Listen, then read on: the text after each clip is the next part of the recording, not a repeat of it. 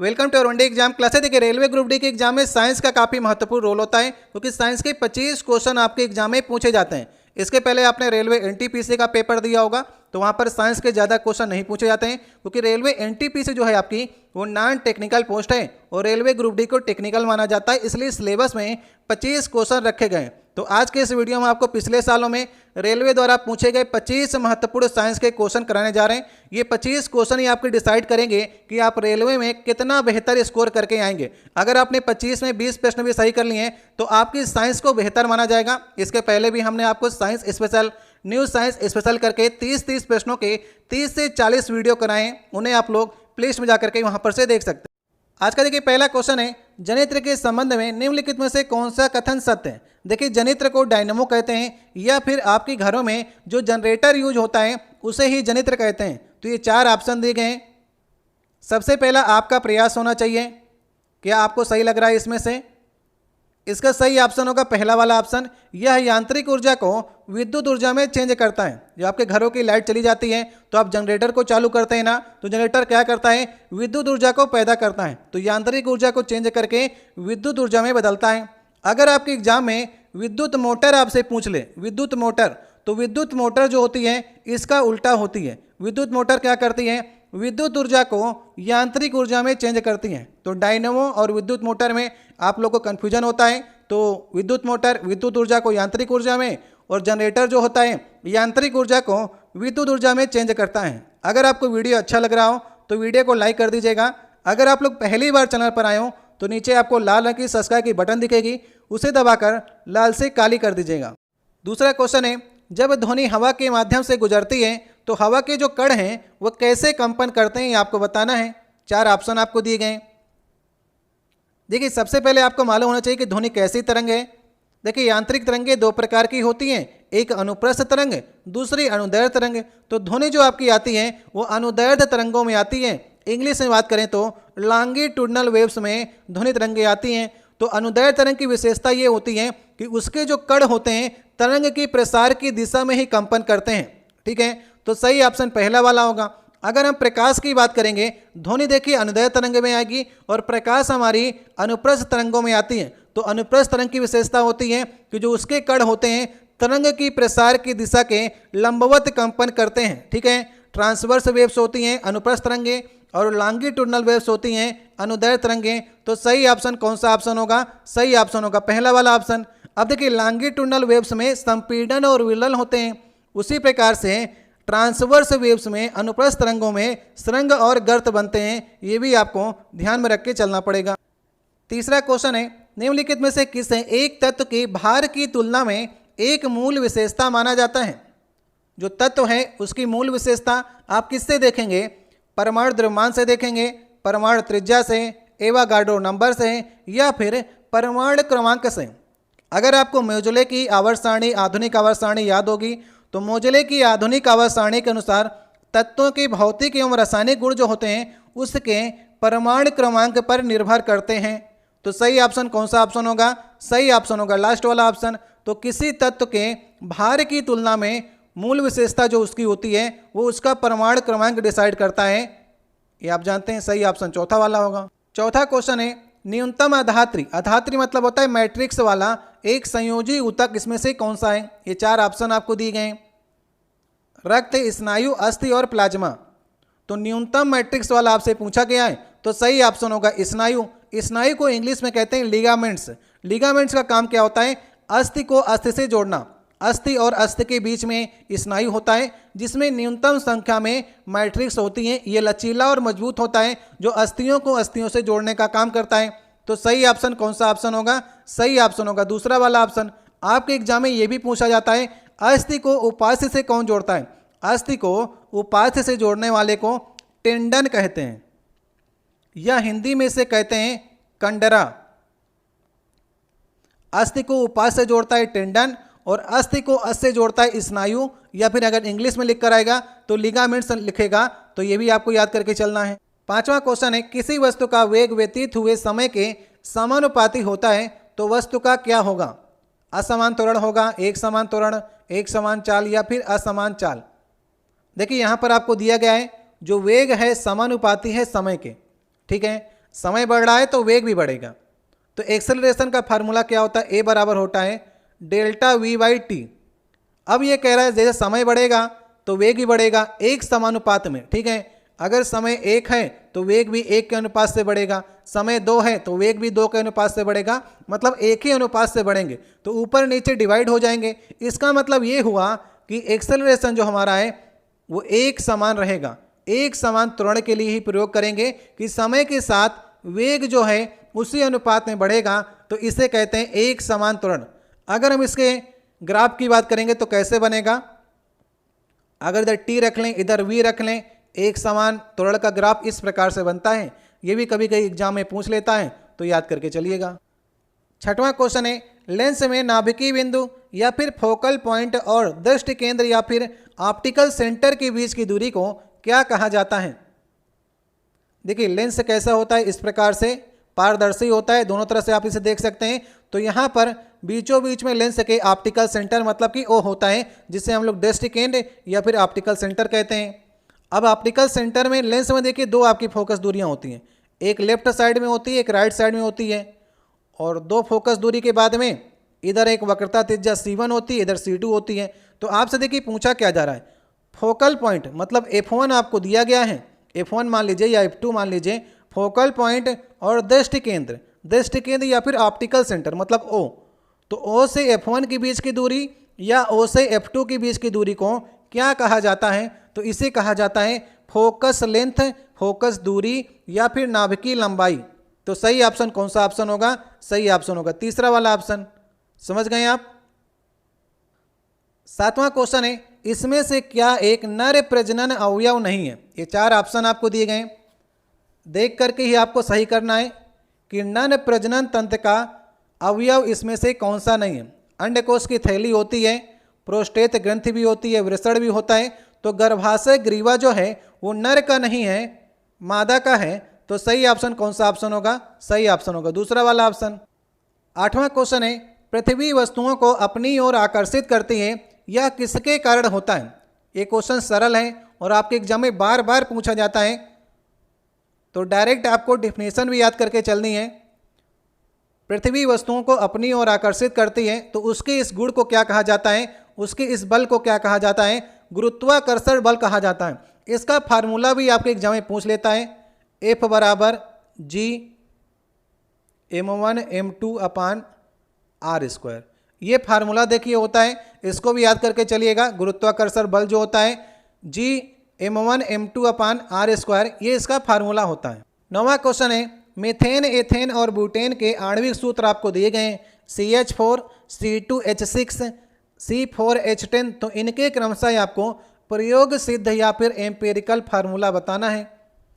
तो अगर आपके एग्जाम में प्रयोग सिद्ध सूत्र पूछता है, एम्पेरिकल फार्मूला पूछता है, कहीं कहीं पर लिख कर आएगा अनुभाविक सूत्र बताइए और कहीं आपसे पूछेगा मूल अनुपाती सूत्र बताइए। तो सबका एक सिंपल सा राज है कि जो भी आपको फार्मूला दिया गया है ना, इसका आप क्या करिए सरलतम रूप को निकाल लीजिए। देखिए CH4 तो सरलतम रूप में लिखा ही गया है, C2H6 जो है इसका सरलतम बन सकता है 2 एकम 2 2 तेईं 6, तो CH3 बन जाएगा।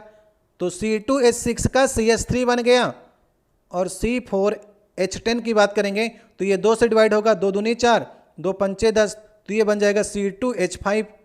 तो अगर सरलता रूप की बात करेंगे तो CH4 तो सरलता रूप में है, इसके बाद CH3 और C2H5 किस ऑप्शन में लिखा गया है, पहले ऑप्शन में। तो सबसे पहले क्या करना है, इन तीनों फार्मूला का सरलतम रूप कर लेंगे, वही इसका एम्पेरिकल फार्मूला होगा। 10वां क्वेश्चन है शुष्क HCl के संपर्क में लाए जाने पर सूखे नीले लिटमस पेपर का रंग कैसा हो जाता है, ये आपको बताना है। बहुत ही अच्छा क्वेश्चन है। इसमें दो तरह से देखिए क्वेश्चन बनते हैं, कभी आपसे पूछेगा शुष्क HCl या फिर कभी आपसे पूछेगा जलीय विलयन, जलीय HCl, ठीक है। तो जब भी शुष्क लिख कर आएगा ना, तो शुष्क जो HCl होता है उसमें H+ आयन जो होते हैं नहीं बनते हैं। तो H+ आयन नहीं बनेंगे, इसका मतलब लिटमस पेपर का रंग जो होगा वो चेंज नहीं होगा। शुष्क लिख कर आएगा तो चेंज नहीं होगा। अगर जलीय विलयन लिख कर दे देगा तो जलीय विलयन में ये नीले लिटमस पेपर को लाल कर देता है। तो ध्यान रखना है, शुष्क लिख कर आया है इसलिए कोई भी चेंजमेंट नहीं होगा, उसका रंग में बदलाव नहीं होगा, क्योंकि H+ आयन ही नहीं होंगे तो चेंज क्या करेंगे, तो उसका रंग कोई भी चेंज नहीं होगा। जब जलीय विलयन आ जाएगा तो वहाँ पर H+ आयन आपको मिल जाएंगे और नीले लिटमस पेपर को लाल में चेंज कर देगा। तो ध्यान रखना है आपको, यहाँ पर शुष्क लिखा गया है कि जलीय लिखा गया है। 11 नंबर क्वेश्चन है, एक प्रसुप्त या फिर डोरमेंट भ्रूण द्वारा सामान्य विकास के आरंभ अथवा पुनर्ग्रहण को क्या कहा जाता है। ये 4 ऑप्शन दिए गए हैं। एक सामान्य भ्रूण जो होता है उसका जब विकास आरंभ होता है तो उसे क्या कहा जाता है, उसे अंकुरण कहा जाता है, फूटना कहा जाता है ना, बीज का फूटना कहा जाता है, अंकुरण कहा जाता है। तो बीज का पौधे में बदलने की जो प्रक्रिया है वो अंकुरण से ही स्टार्ट होती है। सही ऑप्शन होगा तीसरा ऑप्शन। 12 नंबर क्वेश्चन है, एक वस्तु का संवेग की आपको गणना करना है जिसका द्रव्यमान आपको 25 किलोग्राम दिया गया है और 6 मीटर पर सेकेंड उसका वेग दिया गया है। तो संवेग की गणना करना है। आसान सा क्वेश्चन है, लेकिन कब आसान होगा, जब आपको संवेग का फार्मूला याद होगा। तो संवेग का फार्मूला क्या होता है, P बराबर होता है mv। ध्यान देना है, किलोग्राम में होना चाहिए द्रव्यमान और वेग होना चाहिए मीटर पर सेकंड में। तो दोनों बिल्कुल सही दिए गए हैं। 50 का मल्टीप्लाई कर लिए 6 के साथ में, तो मल्टीप्लाई करेंगे तो 5 6 30, तो 300 बनेगा। 300 बनेगा तो 300 यहाँ पर देखना है आपको, यूनिट पर भी ध्यान देना है। तो यहाँ पर देखिए मीटर पर सेकंड है ना, तो पर सेकंड वाली यूनिट आपको लेनी पड़ेगी। तो 300 kg मीटर पर सेकंड। सही ऑप्शन कौन सा ऑप्शन होगा, सही ऑप्शन होगा दूसरा वाला ऑप्शन। लास्ट ऑप्शन में देखिए आपको कंफ्यूज करने का प्रयास किया है, गलतियां आपसे होंगी एग्जाम में, उसको आपको इग्नोर करना है, इसलिए आपको पहले ही सेट कराए जा रहे हैं। लास्ट ऑप्शन में यहाँ पर मीटर सेकंड दिया गया है, जबकि वेग जो होता है मीटर पर सेकंड होता है। ये आपको ध्यान रखना पड़ेगा एग्जाम में। 13 नंबर क्वेश्चन है, निम्नलिखित में से आपको सही विकल्प का चुनाव करना है। ये 4 आपको ऑप्शन दिए गए हैं, जितने आपको इसमें सही लग रहे हैं ना उसका चुनाव आपको करना है। अगर आपको समय ज़्यादा चाहिए हो तो वीडियो को रोक लिया करिए, वीडियो को रोकने के बाद पूरा प्रश्न अच्छे से पढ़ा करिए और देखा करिए कि आप इसे सही कर पा रहे हैं कि नहीं। देखिए पहले वाले ऑप्शन में लिखा गया है पेट में हाइड्रोक्लोरिक अम्ल उत्पन्न होता है, ये बात बिल्कुल सही है। हमारे आमाशय में HCl होता है, तो ये बात तो बिल्कुल सही है। दूसरा लिखा गया है आजीर्ण के दौरान पेट अत्यधिक मात्रा में अम्ल उत्पादित करता है और इसके कारण से दर्द और जलन होती है। तो जब HCl ज़्यादा हो जाता है तो आपके पेट में एसिडिटी होने लगती है, आपको डकारें आने लगती हैं। ये भी बात बिल्कुल सही है, ए भी सही है, बी भी सही है। सी को पढ़ते हैं, इस दर्द से मुक्ति पाने के लिए लोग क्षार का प्रयोग करते हैं जिसे प्रतिअम्ल कहा जाता है। अब आपके पेट में अगर HCl मतलब अम्ल ज़्यादा हो जाएगा तो आप तो क्षार लेंगे ही लेंगे, तो उसे प्रतिअम्ल कहा जाता है। ये भी सही है, सी वाला भी सही है। डी वाले को पढ़ते हैं, प्रति अम्ल के रूप में मैग्नीशिया का दूध या फिर हल्के क्षार का प्रयोग किया जाता है। ये बात बिल्कुल सही है, मिल्क आप मैग्नीशिया का प्रयोग करते हैं हल्के क्षार के रूप में। इसे आप ज़्यादा जानते नहीं होंगे, लेकिन आप दुकान पर जा कर के इनो मांगते होंगे ना, तो इनो में क्या होता है, मिल्क ऑफ मैग्नीशिया होता है। तो आपके पेट के अंदर HCl होता है और मिल्क ऑफ मैग्नीशिया क्षार होता है, तो अम्ल और क्षार मिल करके साल्ट और पानी बना लेते हैं। तो आपका जो एसिड होता है पेट के अंदर वो समाप्त हो जाता है, तो इससे आपको राहत मिलती है। तो ये चारों ऑप्शन सही हैं, मतलब A B C D सभी। तो HCl के बारे में जो बातें लिखी गई थी ये चारों सही हैं, दूसरा ऑप्शन सही ऑप्शन है। 14 नंबर क्वेश्चन है, नाइक्रोम की संरचना क्या है जो कि एक मिश्र धातु है। नाइक्रोम एक मिश्र धातु है, तो इसमें आपको बताना है नाइक्रोम किससे किससे मिलकर के बना होता है। नाइक्रोम का प्रयोग आप कहाँ पर करते हैं, हीटर का जो तार होता है ना वो नाइक्रोम का बना होता है। नाइक्रोम का जो उच्च गलनांक होता है वो 1400 डिग्री सेंटीग्रेड होता है। तो आपको बताना है कि जो इसको मिश्र धातु बनाने में लगती है उसमें क्या क्या लगता है। देखिए नाइक्रोम कैसे लिखा जाता है, NiCHROME। अगर आप इसकी स्पेलिंग से जानना चाहेंगे तो N से देखिए इसमें निकिल होता है, किस ऑप्शन में निकिल लिखा गया है, यहाँ पर आपको निकिल मिलेगा, यहाँ पर निकिल है। I से आयरन होता है, लोहा मतलब कि दूसरे वाले ऑप्शन की ओर जा रहे हैं, और CH मतलब क्रोम से क्रोमियम, तो लोहा निकिल क्रोमियम। इस प्रकार से आप स्पेलिंग से याद कर लेंगे ना, निकिल आयरन क्रोमियम, तो सही ऑप्शन होगा दूसरा वाला। तो 3 चीज़ों से मिलकर के नाइक्रोम बना होता है, लोहा निकिल क्रोमियम। 15 नंबर क्वेश्चन है, टंगस्टन का प्रयोग विद्युत बल्ब में क्यों किया जाता है। ये 4 ऑप्शन दिए गए, इसका गलनांक निम्न होता है, इसका गलनांक उच्च होता है, यह उच्च वाष्प दबाव का होता है, या फिर अनुनादी और सोनोरस होता है। तो टंगस्टन का प्रयोग हम लोग इसलिए करते हैं विद्युत बल्ब में क्योंकि इसका गलनांक जो होता है उच्च होता है। भाई बिजली अगर तेज आ जाए तो टंगस्टन का तार अगर पिघल जाएगा तो हम विद्युत बल्ब में कैसे प्रयोग कर पाएंगे। तो जितना टेम्परेचर हो उससे ज़्यादा वाले को हमको प्रयोग करना पड़ेगा। टंगस्टन का गलनांक होता है 3422 डिग्री सेंटीग्रेड। इतना टेम्परेचर देंगे तब जाकर कहीं टंगस्टन का तार जो है पिघलेगा। तो ये उच्च गलनांक वाला होता है, इसलिए इसका प्रयोग किया जाता है। सही ऑप्शन होगा दूसरा ऑप्शन। 16 नंबर क्वेश्चन है, पानी में हाइड्रोजन और ऑक्सीजन का द्रव्यमान में आपको अनुपात बताना है कितना होता है। ये तो बहुत बार क्वेश्चन पूछा जाता है। इसका देखिए फार्मूला क्या होता है, पानी का H2O होता है। अगर हम हाइड्रोजन के द्रव्यमान की बात करेंगे तो हाइड्रोजन का द्रव्यमान 1 होता है, लेकिन यहाँ पर 2 हाइड्रोजन है तो द्रव्यमान कितना हो जाएगा, 2 हाइड्रोजन का 2 हो जाएगा, 1 का 1 तो 2 का 2 हो जाएगा। ऑक्सीजन 1 है, 1 ऑक्सीजन का द्रव्यमान कितना होता है, 16 होता है।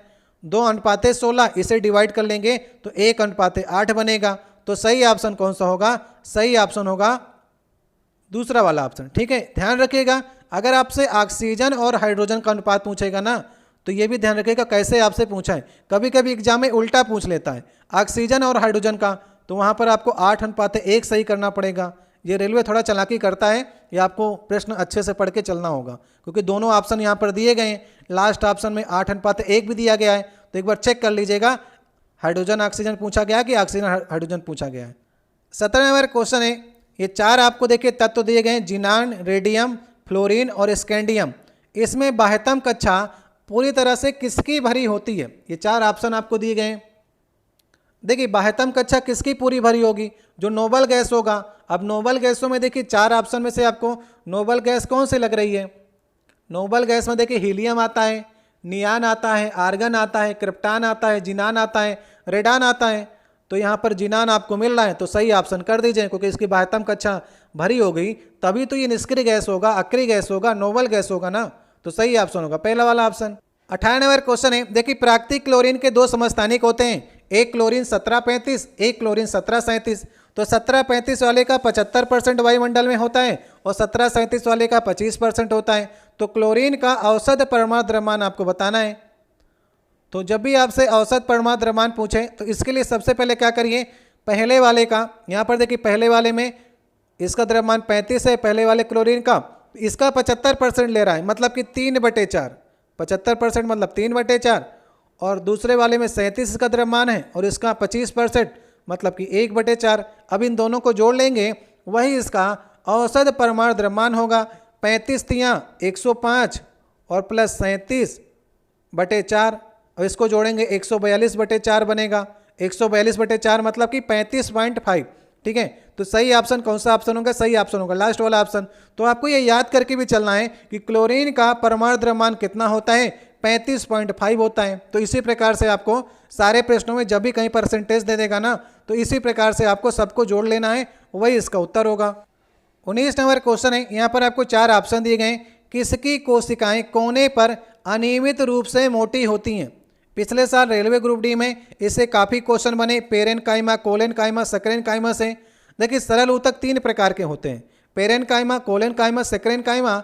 तो आपसे पूछा गया कोने पर अनियमित रूप से मोटी किसकी कोशिकाएं होती हैं, तो इसका सही ऑप्शन होगा पहला वाला ऑप्शन, कोलेनकाइमा की जो ऊतक कोशिकाएं होती हैं वो कोने पर अनियमित रूप से मोटी होती हैं। इसका टॉपिक अगर आप पढ़ेंगे तीनों को तब आपको इसको अच्छे समझ में आएगा।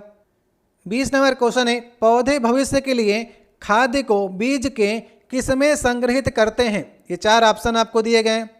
देखिए रेलवे क्या करता है, हिंदी के पेपर में भी इंग्लिश के लेटर से डाल देता है। जैसे कभी हिंदी का पेपर है तो ऑप्शन भी आपको हिंदी वाले रखना चाहिए था, यहाँ पर इसने इंग्लिश के ऑप्शन कर दिए। अब हिंदी वाले जितने स्टूडेंट हैं वो तो इसका कुछ लोग मतलब ही नहीं जानते होंगे। जैसे यहाँ पर लिखा गया है, पौधे भविष्य के लिए खाद्य को बीज के किसमें संग्रहित कहते हैं। अगर हिंदी में बात करें तो बीज के बीज पत्र में संग्रहित करते हैं। अब बीज पत्र लिखा होता तो आप जान जाते हैं, लेकिन यहाँ पर बीज पत्र को इंग्लिश में कहते हैं कोटिलेडोन। तो सही ऑप्शन होगा तीसरा वाला ऑप्शन। ठीक है, तो इस प्रकार से भी रेलवे प्रश्न देता है, इसलिए थोड़ा बहुत आप इंग्लिश को देख कर चलिए कि साइंस में किस चीज़ की क्या इंग्लिश होती है। शायद इस प्रकार से दे देगा तो आप कर भी नहीं पाते। 21 नंबर क्वेश्चन है, भार की एसआई इकाई वही है जो किसकी एसआई इकाई होती है। ये 4 ऑप्शन आपको दिए गए हैं। देखिए भार क्या होता है, वेट होता है, और वेट कब बनता है, जब मास में गुरुत्वीय त्वरण का मल्टीप्लाई करते हैं, मतलब कि m × g करेंगे तो ये वेट बनेगा। और ये mg क्या होता है, ये तो फोर्स के बराबर भी होता है, F बराबर तो mg होता है ना। तो भार और बल की जो एसआई इकाई होती है वो सेम होगी, क्योंकि फार्मूला ही सेम है। तो न्यूटन दोनों की एसआई इकाई होती है। अगर हम दूसरी एसआई इकाई की बात करेंगे तो mg में m के क्या होगा, kg बनेगा, और g जो होता है मीटर/सेकंड² होता है, तो दूसरी इकाई ये हो जाएगी। तो इस प्रकार से दोनों की एसआई इकाइयाँ जो होती हैं वो सेम होती हैं।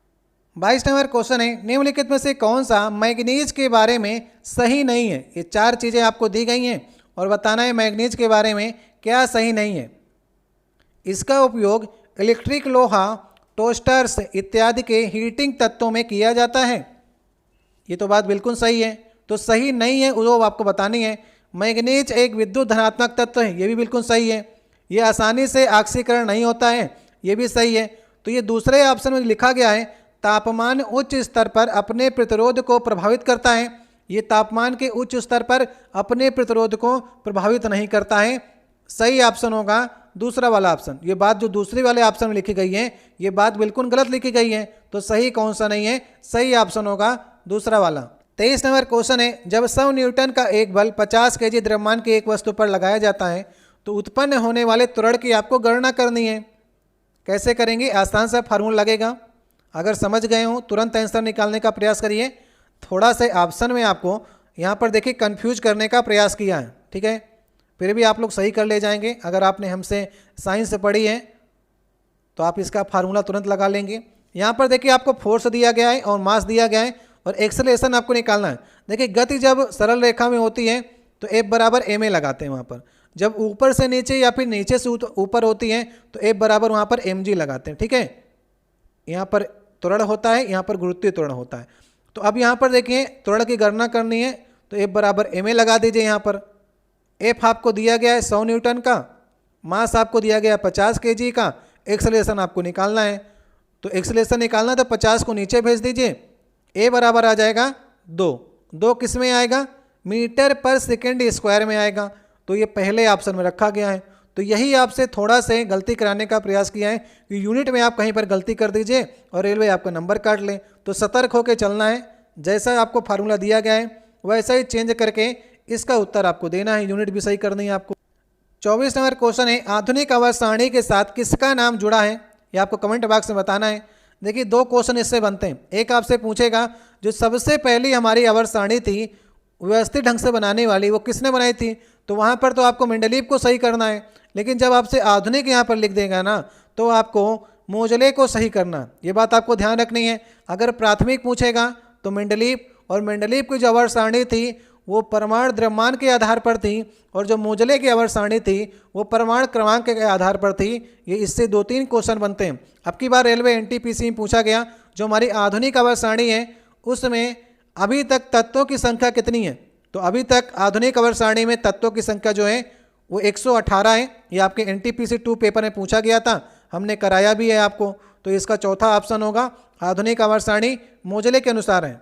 आज का देखिए 25 नंबर क्वेश्चन है, आज का लास्ट क्वेश्चन होगा। ये क्वेश्चन मैं आपके लिए छोड़े जा रहा हूँ। सोडियम कार्बोनेट का फार्मूला, ये बहुत पूछा जाता है क्योंकि बहुत से लोग जो हैं सोडियम कार्बोनेट को सोडियम बाइकार्बोनेट से याद कर लेते हैं। तो ये इसलिए थोड़ा से कंफ्यूज करने वाला सवाल आपके एग्जाम में रखा जाता है।